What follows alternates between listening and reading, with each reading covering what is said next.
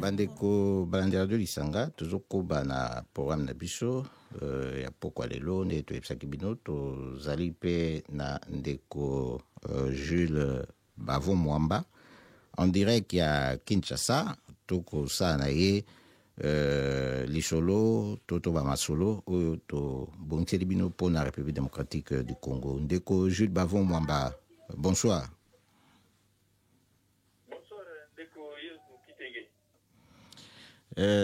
Pona batu o bazolanda yo lelo basusu basiba misani mpe koyoka yo na radio kasi pona bao bazoyoka yo mbala liboso toyebi ete tozali président ya parti politique okoki kosintroduire na mokuse.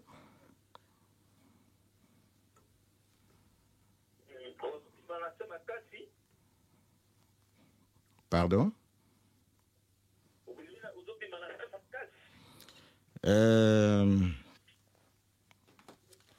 Nazobi manase makasi. Sikoyo? Sikoyo, ça va? Oui, ça va. Ah, ok. Nalobaki pona batu oyo balandi yo bakolanda yo siko mbala liboso po basusu oyo basi balanda mingi ya bayebi ozali président ya parti politique ANCL. Yango eza pe na kati ya plateforme CR, hein, donc Convention des Républicains. Nde soki osala introduction moke to banda masolo na biso ndenge tobongisaki. Merci mwana mboka Yesu Kitenge. Na sepeli makasi na mongonga oyo moke opesi nga lisusu lelo na solo na bana mboka ya mikili mobimba. Ya bino ngai oyo leader acteur politique ya parti oyo ebengami na Alliance pour la nouvelle classe libérale na mokuse ANCL. Tozali parti ya opposition na cadre ya rassemblement na plateforme ya la Convention des Républicains oyo ekambami na mwana mboka le patriarche Kitenge Yezu. Merci pour na introduction na yo. To kobi siko na masolo na biso o toza yango ya kokaba na pokwa lelo effectivement outi kotanga patriarche Kitenge Yesu to zwaki sango na ye ndenge l'équipe na presse lokola alobi a quitté scène politique kasatikali toujours pona ko encadrer bazali baye pe aza disponible ce qui pour na côté expérience na ye ezala pona makambo masusu humanitaire to médiation. Après 59 ans ya carrière politique okoki koyebisa biso ndenge nini ozweli sango wana? En tout cas toyambaki yango d'abord na pasi mingi sima na koyoka ye moko toyaki na ekosipera makasi personnellement parce que l'air natangaki ye na mukanda na ye namonaki yango penza un testament d'un grand homme d'État atikeli nouvelle génération politique pour va se prendre en charge. Alors na kati ya testament wana na mukanda atikeli biso oyo atindeli biso maloba ya courage ya kosala musala politique na kati na se retrouver pour na moni akomeli ngai alobi que natikeli nouvelle génération natikeli jeunesse bazwa relève ya masolo ya mboka pour que nouvelle intelligence et kamba mboka nouvelle intelligence et sala mosala. Donc yambi retraite na ye politique na ye sengwa makasi to yambi vraiment patriarche na biso na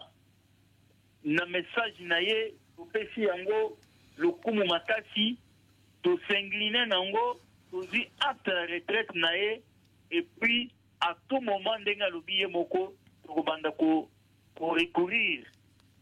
pour lancer pona maye oyo aza nango parce que azali bibliothèque moko vivante. Alors tokotik jamais kotambola na lokolo oyo musika na ye te tokolanda makanisi oyo ya ye abanda koteya biso tokolanda mayele oyo ya ye ezalaki yango na makambo oyo ya politike. Atalisi exemple moko ya Motuya akotisi kelasi moko ya makasi na classe politique surtout ya génération na ye. Politique bayaka na baide, politique bayaka na mandat, politique bayaka après gestion faut kotika politique, politique bayaka pona koumela kosala carrière éternelle te soko so sali uzimeli wana utikeli na génération oyo bazo pesa yo confiance po kamba bango. Lelo patriarche apesi exemple ya Motuya pona kotalisa ba oyo bazali déjà na plus de 70 ans bazo sala politique, na plus de 60 ans bazo sala politique. Le plus dirigeant a écoute les problèmes ici. Surtout au Kambi Kaka, ata aux ans 80 ans, ou il faut qu'on pouvoir à 80 ans, mais surtout au sali kaka mandat, au moins que le mandat est fini. Vous imaginez les gens sortis un mandat ou est fini et vous me dites que politique. Apesi les somoko ya Motuya, apesi les somoko ya Makasi, to basi que na simanaye mingi bakolanda ye, yango tozo ko préparer jubilé na ye penza na mois de juin awa. Auto yambaye na isengo auto sala fête tout ça les fêtes penza pour la ndenge ya retraite politique to yambi sangwana na isengo makasi parce que atikali lokola coach azo coacher sikoyo bana na ye pour bakop na victoire ndenge na lobana ye atikeli biso alobi aza coach azali na biso. Effectivement, il faut que se planango na ndenge wana ko sala effet pour na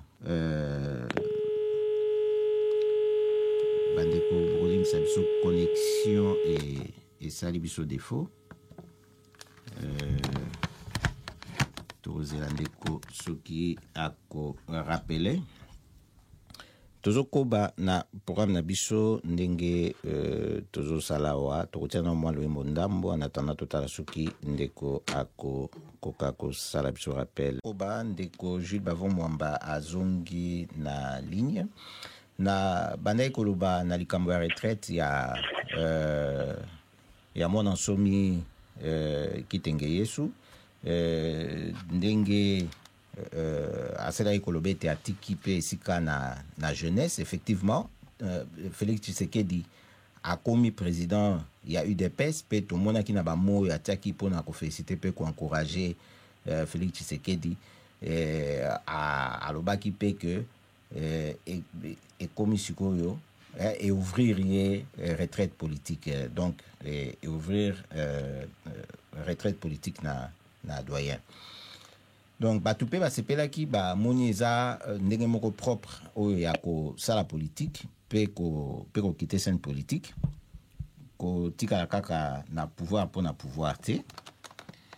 mais sikoyo tolingi tokende mpe koyeba ndenge nini na kati ya parti politique na yo mabongisemi ezali na mikolo oyo face ya ba réalité politique oyo ezali na mboka République démocratique du Congo.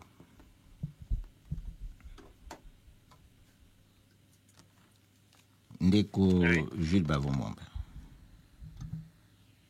Oui, nazolanda. Oui. Sikoyo okoki koyebisa biso mpona mpe likambo na ntango ndenge mpe tokokima na lombango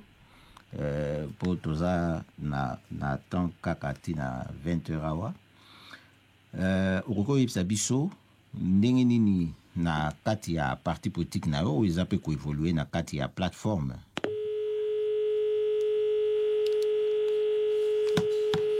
bandeko bokolimbisa lisusu problème et sali susu na connexion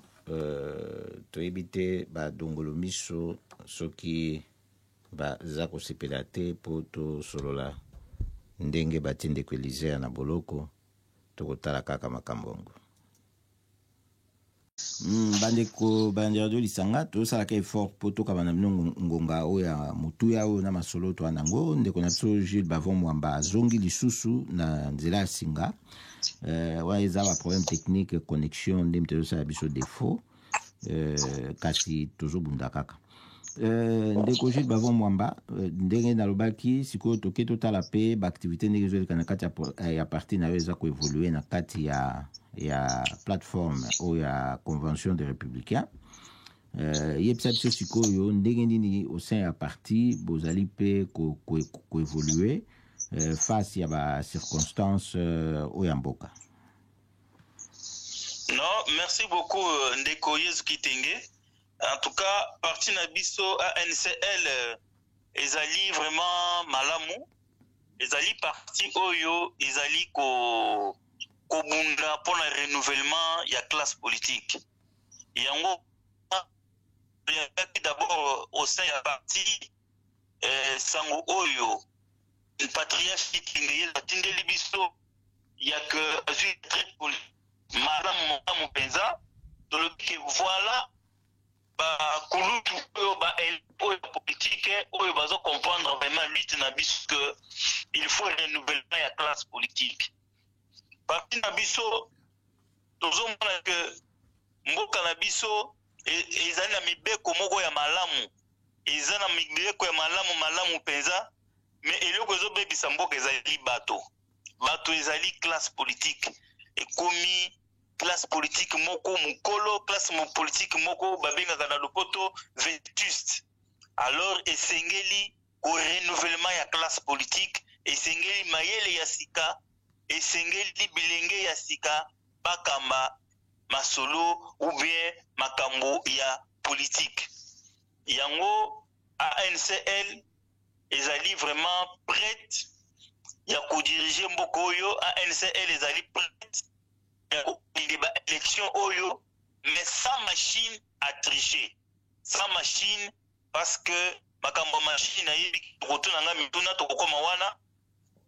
To toza prêt ko kende ba élection, to suto bongami déjà na à peu près 200 candidats oyo to ko présenter na ba élection législative nationale,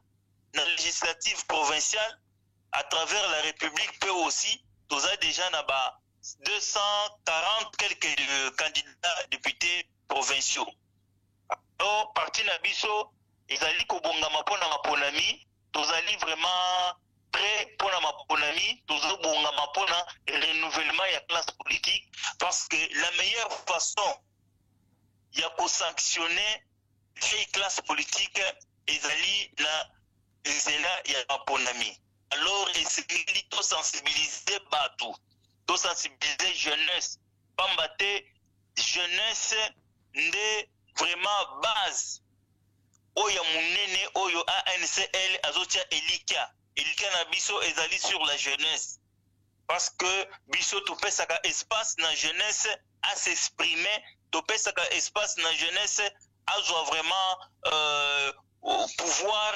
au sein ya parti na interne. Po lobby bamona eke non mutwana azouta na parti songolo. Donc tozo senga na jeunesse nyonso pona ko sanctionner vieille classe politique ezali na maponami. Donc etumbala biso penza yango wana. Tolandi yo ndingo lobby bozo bongisama pona maponami bozana ba candidat oyo bo représenter baza mingi 200 pour na niveau national et députation, puis 240 pour na niveau provincial. Eza mabongami minene o ezosala mawana pe ezolakisa na nombre kandi ngozotanga ete parti politique yango au sein ya plateforme CR eza parti politique oyo eza na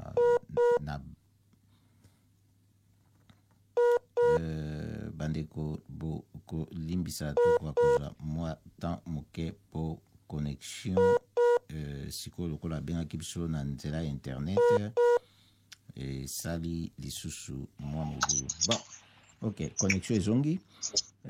Ezolakisa ete parti politique na yo eza na représentant na mboka République démocratique du Congo mobimba. Eza esengo mingi koyoka kotala ete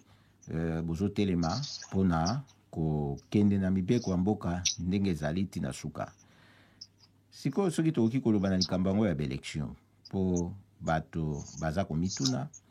bazozala mpe na badute mosusu bazali kotia surtout mpona sérieux na organisation ya baélection yango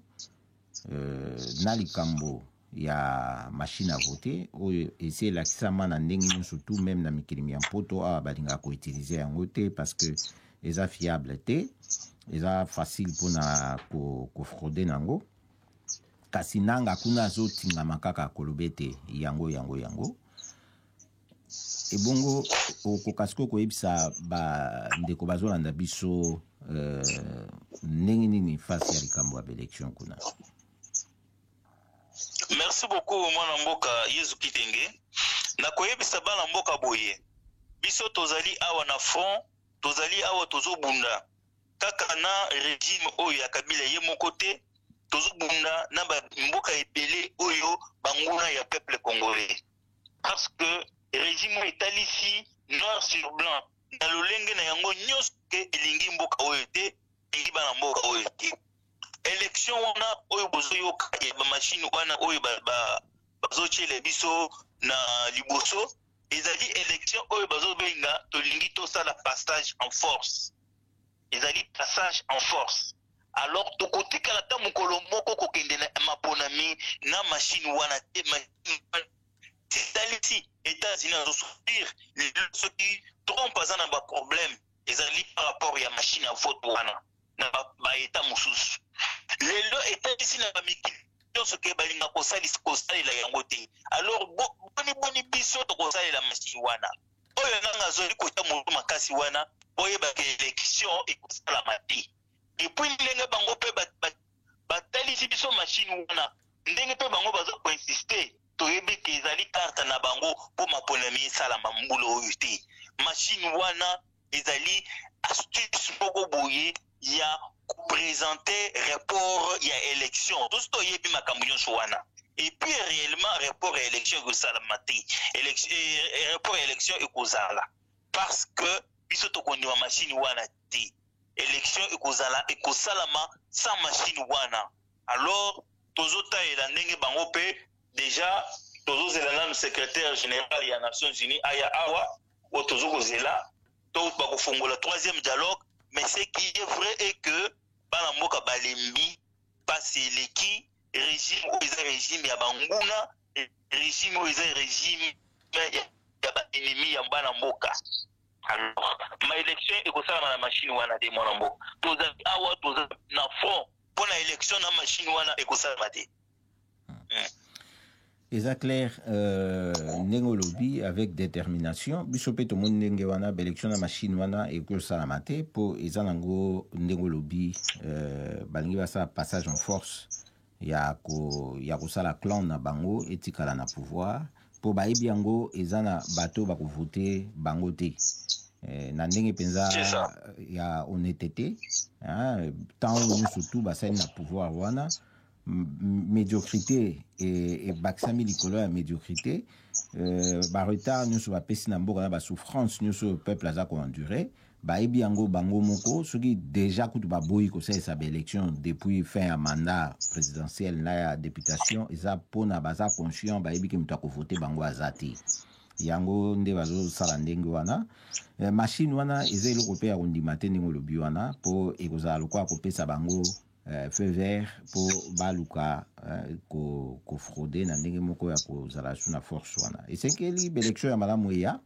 oyo ekosala alternance ya solo esalema mpona quand même peuple congolais akende liboso a progresser po soki totali lelo oyo na katanga kuna na kati ya lopango ya bato baza kotimbola cobalt bon bakotimbola cobalt oyo bakoexploite na kati ya bapango na bango na mujimai lelo oyo bato baza kosala mabulu minene mpona batimbola diamant na balopango na bango. Mboka oyo ezali na ba richesse ya ndenge wana soki totangi kaka oyo po bomoni bato bakomi ko creuser ba matière première na ba lopangu na bango pe bazwi bake bateki soki l'état azaki bien organisé likambo oyo ya bapasi oyo toyoka kuna na Congo elingai kozala te. Alors il faut peuple aye baza na conscience wana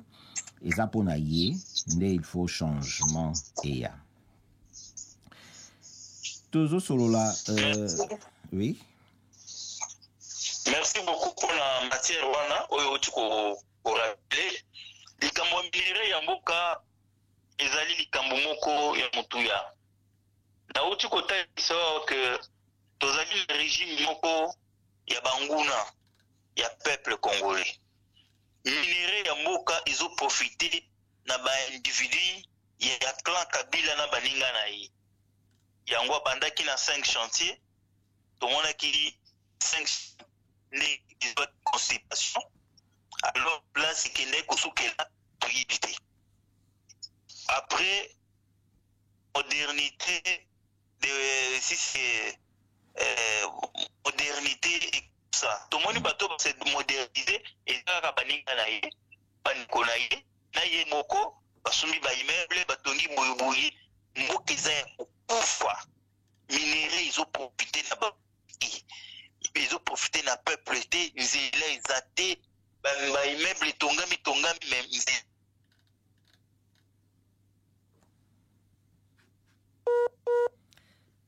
bandeko bande radio lisanga bolimisa biso lisusu awa toza lisusu na problème ya connexion nde nalobaki abengi na internet parce que na ligne fixe ezalaki mobilo azongi lisusu connexion ezongi oui. Ouais, combien ya congolais a pasi dollar matita lo makasi minere nyonso wana oyo ezobima na mapango bato eza problème ya organisation ya l'état mboka soki ezali na l'état oyo ezali diriger mboka na kwa nyonso balingi basomba mapango wana po ba exploiter minere po na intérêt ya bana mboka mais awa poeza boye tozo ko vivre na jungle zoko vivre na jungle mais balingi kotika bokonzi te soko olingi bokonzi olingi omena na bokonzi eza problème ya bilan eza problème ya ba action na yo eza problème ya projet de société na yo mais yo osali nini osali li peuple nini peuple aza na souvenir na yo ya nini peuple aza na souvenir ata moko te ya ndeko Joseph Kabila Kabanga ata souvenir moko te mais siko olingi kokende te pona nini okokende te pona nini donc tozali na mawa mingi toyoki yo tozokoba po tokotala mpe ntango nayebi te soki tokoki kokende na sujet na biso mosusu etali problème ya nationalité na mboka République démocratique du Congo nayebi te soki tokoki sikoyo na sujet na biso mosusu oyo etali likambo ya problème ya nationalité na mboka République démocratique du Congo ndenge baza kotraite yango différemment kuna na bato oyo bazaki naturalisé bipai mosusu nayebi te soki tokoki kozwa sujet wana sikoyo mpo tosola yango na banza osisaki na oyo bandaki koloba na likambo ya baélection. Merci beaucoup mwana mboka Yesu Kitenge. Sujet wana biso tozozo wango na lolenge mosusu toko surprendre bino toko surprendre bana mikili mobimba bana mboka ya RDC que biso parti na biso na projet de société na biso totala likambo wango la lolenge mosusu tozali na ba congolais d'origine lokola yo ufandi na Pays-Bas po ozwe mikanda ya Pays-Bas osala musala na yo et po osala musala na Pays-Bas il faut ozwa mukanda. Alors elingi koloba te ke soko olingo ozonga na mboka na yo osala musala akoboyela yo parce que constitution elobi boye il faut total la constitution na biso makasi total la disposition article 10 wana malamu tozali na pays de tiers monde un pays très sous-développé l'avant-dernier pays na pauvreté mais très riche. Alors bato ba immigré pour na raison ebele bana mboka ba immigré pour na raison sociale pour na raison ekotanga pour na ba raison ebele soki baye na mboka bapaya bazwi nationalité mosusu balingi bazwi mwa mayele bazwi mwa bwanya moko boye oyo bamoni technologie ya mboka wana bamoni ba matière ya mboka wana baye po bakabola mayele wana na bana mboka wapi mabe biso na ANCL na biso il faut tout modifier disposition constitutionnelle oyo elobi que nationalité ezali exclusive et okokabola ngo na oyo mboka mosusu te il faut tout modifier yango te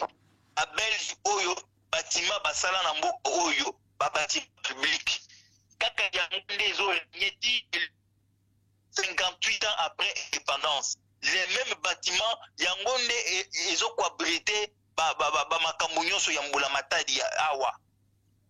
bongo wapi développement yango oyo batikela biso po tolobake non la nationalité congolaise est une exclusive non nationalité congolaise il faut tofongola brèche mutu oyo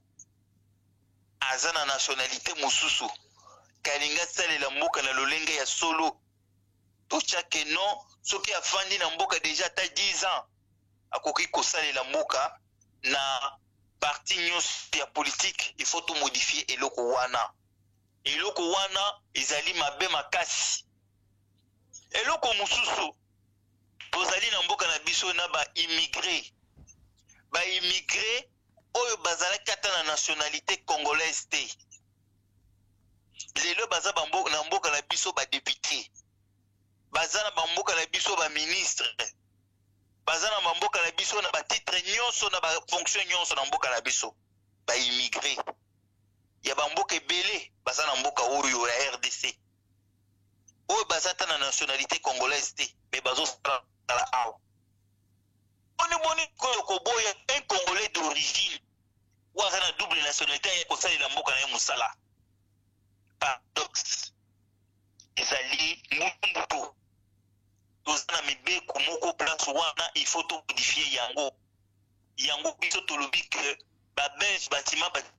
soti lelo yango wana boni banisa biso tokozi tokobengisa susu babelge tolobi toya botravaille na biso tozi belge ministre ya défense eza mabe te tozi belge ministre ya fonction publique eza mabe te abongisa mboka tozi belge ministre ya agriculture abongisa makambo ya bilanga eza mabe te donc il faut partage ezala lelo tozobenga mondialisation eza faux débat na epa na biso pamba te soki tolingi tolandela ya solo c'est-à-dire ata mwana mboka Joseph Kabila ya ye dossier mpe kofungwama pamba te na époque oyo banda kosala Sun City balobaki kutu ke il faut basala autopsie soki réellement basala nini babengaka yango nini batela ya ADN soki aza mwana ya musée biso toleka na TV tolobi ke c'est un faux problème soki azali n'importe mwana ya mboka nini aye kosala mosala na RDC mpona kosunga mboka mpona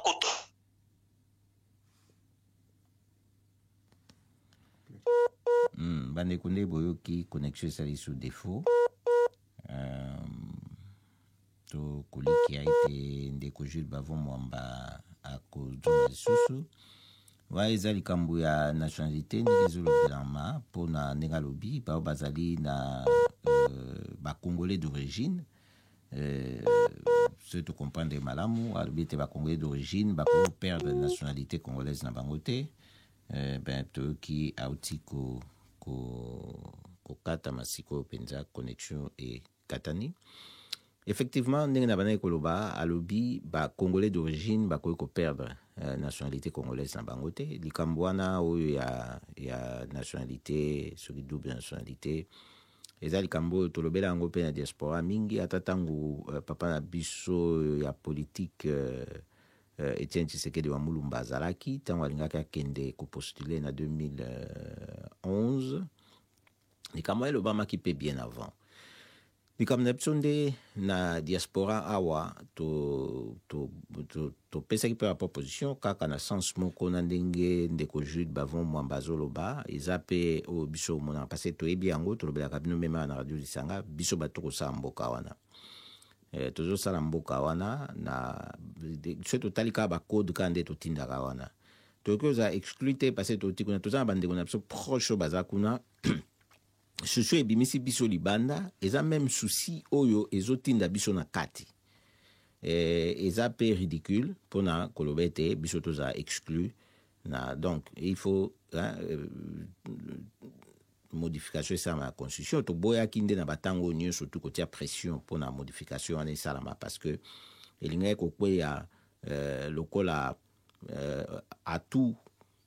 occasion moko boye na bato baza na pouvoir po bamonaki oke lokola bato baza favorable na révision ya constitution po bango mpe baluka ko réviser article oyo ezoloba mandat ya président eza 2x5 po batouche yango po esala ndenge wana esala sikoyo lokola ke bon bino bosengi topesi biso mpe tosengi bopesa yango tolingaki réviser esalama na bapériode oyo te bamédiocre bakende mpo na article wana ekoka kobongisama na ndenge elongo bani mpo so totali mpe bato oyo batongaka bamboka liboso diaspora so esekomi makasi ya mboka oyo ke mboka eza na badifficulté minene eza diaspora na ya makasi nde il faut koimplike bango na kati ya makambo ezali na mboka mpona mboka eke liboso eza na ntina te topesa bino baexemple lokola baisraël topesa baexemple même Europe awa c'est parce que bato na bango bakende États-Unis wana eza baafricain oyo baumbu na baeuropéen bango bato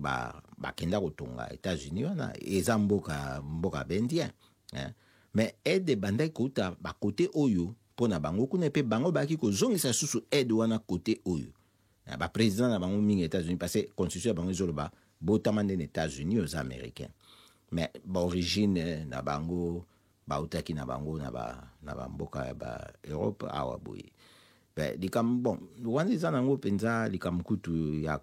ya kosala befort makasi te parce que toyebi eloko nini esalaki bango na article wana ya constitution bakanisaki bakobare nde route na bakongolais oyo baza originaire te ya Congo bao bazofraude na nationalité mpo bango sikoyo se retrouver hors ya koluka kokota na kati ya politique et surtout si tina niveau ya likolo mingi kasi epesaki bien te puisque bato wana baza sur le terrain boyebi carte d'identité na Congo ezalaka su te depuis Mobutu akenda passeport eza eloko bazosalisa yango ndenge wana sans base moko ya malonga baacte de naissance ekoma likambo bakosambisa na moto oyo baye kokuta ye kuna na kati ya mboka aza na bakoko na ye wana bazali wana aza kutu mpe na badocument mosusu oyo mpe ezalaki ya ntango ya Zaire mais bakomi koleka donc basali lokola ke barefaire identité ya batu na façon moko boye mpo bapermettre bato nyonso tu bazwa accès na identité wana na identité congolaise ben voilà eza makambo oyo toyebi yango na bozindo tosola yango mpe nayebisaka bino so na bosani te na moko ya bato bazalaki na kati ya bureau d'étude yango mpona kosala constitution oyo ezali awa yaka mokomso na Amsterdam tosololaka likambo wana ya reconnaîtaki makambo oyo nga nayebisi bino oyo boye donc eza likambo reprendre au sérieux tala ndenge bakomi sikoyo kosakana nango parce que toza na bato soki bazoloba baétranger baza na bango mingi kuna na parlement baza na bango na sénat baza partout tina présidence baza na bango baza na police baza na armée baza partout baofficier ya minene en plus bon baza koexhibe passeport congolais babi baza bacongolais mais est-ce que koza na nationalité eza kozala na passeport parce que tu es bien batu ba pesa bango ba passeport ils ont batu mususu yo pour des raisons politiques refuser bango na mboka na bango communauté sorte moko ya ba apatride okomona soki likam na bango c'est publicité soki baza Myriam Makeba ndenga zalaki wana tango apartheid paye belé Afrique proposer ki passeport ezaki na président mingi Afrique proposer ki passeport Myriam Makeba parce que azaki na nationalité combien donc ils ont la réalité mususu à ne pas négliger ndenge na lobaki na tango mboka ezo traverser ba situation ya minene boye depuis bato bayebaki ke mboka wana ezali ndenge babengaka yango indépendant euti nando na ba souffrance ya minene ya occupation oyo bato babengaka colonisation ndenge na lobaki esali diaspora ya monene oyo kelelo oyo bazocompter sur yango alors il faut basala makambo na ndenge elongo bani eza bamboka mosusu so totangi lokwa Rwanda nationalité d'origine oko perdre yango te soko botama rwandais oza rwandais ata oke na yo ozwi banationalité mosusu neti na bamboka Hollande mpe double nationalité ezalaki problème te mais baye kotia yango na nsima ntango bamoni bato ya libanda bakomi kozwa nationalité neti bamarocain bango mpe baperdaka nationalité marocaine te sikoyo akozala wana akoti na politique sikoyo bakomi komona mais ye ndenge nini aza marocain aza susu hollandais aza nde bayaki kosala lwa balobi ke non il faut nationalité moko okozala banationalité mibale te mais eza na exception mpo eza na bato mosusu aye na cadre politique asengi asile politique baacorde ye statut réfugié politique alors moyen entrer na contact na mboka na ye eza te donc moyen prendre distance na nationalité na ye ezali te bakotika ye eza cas exceptionnel azo garder nationalité na ye wana pe alors na ntango oyo ye akosala kaka distance na nationalité hollandaise aza na nationalité na ye wana parce atikala kosala distance na nationalité wana te bon na juridiction congolaise bakoloba nde mosusu babiki te lokola oso ozwaki nationalité ya mosusu operdre nationalité congolaise soko olingi reprendre yango il faut osala procédure nini na Congo oyo bato basala na otaka oyisa bino bato bauta libanda bazozwa buku ya kikongolais procédure nini oyo basalaki balakisa biso oyo basalaki mpo bazala bakongolais ebozomona meme mundele so na bi mundele eza de part origine na ye auta na Europe mpe abotami na mindele oyo azalaki député kuna na Congo a participé na baélection makambo nyonso bien komi député lokola bandeki kozala na front na bamarche oyo Papa Etienne Tshisekedi wa Mulumba bandeki kobengisa tie kopesa bango kanda bakangi ye batie na boloko esukaka wapi babotoli ye passeport bakomi kotuna ye babi depuis quand yo ozwa nationalité congolaise mais kala nyonso wana vraiment kala nyonso wana ezalaki ndenge nini mais soki badésigné bao mosusu toloba siko bato mwindu mpo toke bien parce que likambo yango yango wana nga nazongo komela ezalaka eloko te omaka babiki asatikaki na ye nationalité belge wana mais bazolakisa biso to atikaki yango ndenge nini ezalaki ndenge nini pourtant ti lelo bazopimisa baliste ya bato yango baza babelge bafrançais ezalaka ndenge wana ekomi sikoyo na mosusu Katumbi bon lokola ye mpe poso na ye toyebi ezolakisa ke tata auti mundele mama auti moto moindo attaqué facilement donc c'est total quelque part et comme comme discrimination raciale parce que ndenge bazali ko se comporter na situation yango ya nationalité ezali ko kende na ndenge moko ya discrimination raciale oyo en fait de compte tokoki ko accepter te parce que tokoki koloba te ke wana lokola aza mundele akomaki congolais tondimaki ye lokola azosala politique oyo esepesi biso to wana pouvoir te c'est facile tokotuna yo depuis ka yo koma congolais yo parce que aza mundele te donc to discriminer ye po soki tolingai totunende totunaki na libandeli tango aye kokota sa makambo ya politique parce que tango wana mutu alinga koma mutu public alors c'est facile sikoyo mpona koposer ba question kosenga ye ba preuve mais na ntango wana bosi bosalaki mutu boyebi ye akoti na nsima ntango bobebani na ye bosepeli na politiki na ye te nde bozwi sikoyo boremettre en cause nationalité na ye mais quand même tozala sérieux boyebi awa na Pays-Bas toyebisa bino mpo biso to na Pays-Bas totikali na mwa miniti moke mais tokoloba na bino awa na pays bali kama nationalité po topesa bino pe exemple nango kasi koyebisa bino awa mpona kosala politique na niveau local na municipalité ata aux étrangers oza na droit ya kosala politique soki osofandi au moins 5 ans soki bamodifia loi te soki koma 10 ans te soki osali 5 ans séjour régulier okoki voter na municipalité pe voter yo okoki kokota na kati ya conseil municipal neti na Kinshasa wana ezalaka pe bongo oui ndeko Jules Bavon Mwamba zongeli biso lisusu totikali kana 2 minutes pona to clôturer soki okokoka koyebisa biso maloba oyo zalaki nango mpenza ya koloba po to clôturer na 2 minutes oyo. En tout cas, merci beaucoup mwana mboka Yesu Kitenge pona musala makasi ozosala pona mboka na biso bien na dikili ya poto batu nyonso bazokumisa yo makasi bazosepela na musala makasi na banda koloba parce que awa connexion eza mwa mobulu makasi toyebi pe te soki bazokatakata biso mpona nini donc makambo mosusu tokolandela yango nsima donc awa boye likambo ya nationalité ezali faux problème. Au contraire, loi na biso ezali na faiblesse place wana parce que tozana tozoko immigrer toza pe na ba immigrer awa.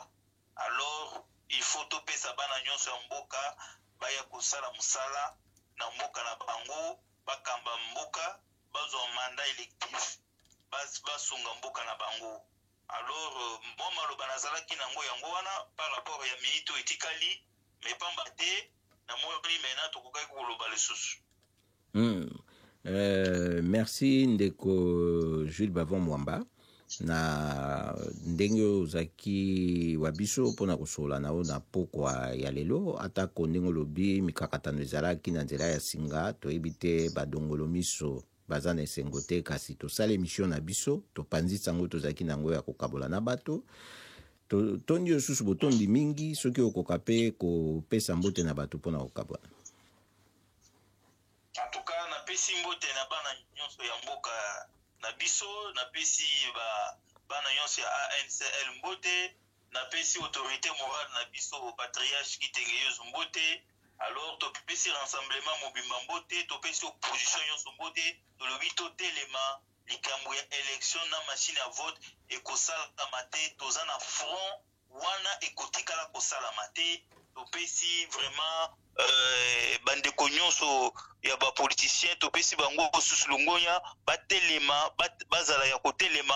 mpona constitution na biso ezonga parce que na milito oyo constitution eza te na mboka ezokambama sa mibeko. Merci beaucoup. Merci pe mpona biso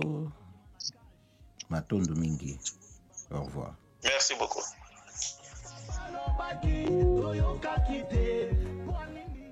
Bandeko balandela do isanga totondi bino botondi mingi ndenge bolandi biso toyebisi bino pe na kati ya studio pe na kati ya studio atozaki pe na Gabi Nsombo akaboli na biso ntango oyo ndenge ndeko na biso kashala bande koloba ezaka ndako akoba nde moto mosusu akotaka te kasi studio radio lisanga ezaka ndako akoba te topesi pe kashala mbote na Bruxelles esika zali. Bye bye.